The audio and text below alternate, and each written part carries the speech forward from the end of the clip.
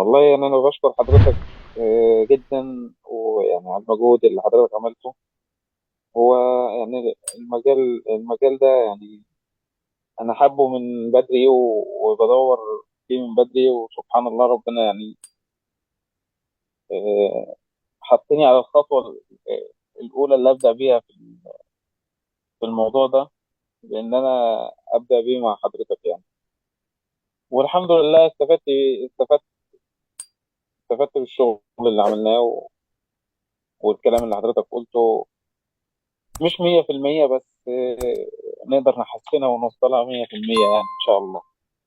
بإذن الله. ونفضل برضه نتعامل حضرتك أخ كبير ليا، وأفضل برضه أرخم عليك في أسئلة يا باشا في أي وقت. ومعلومات كتير.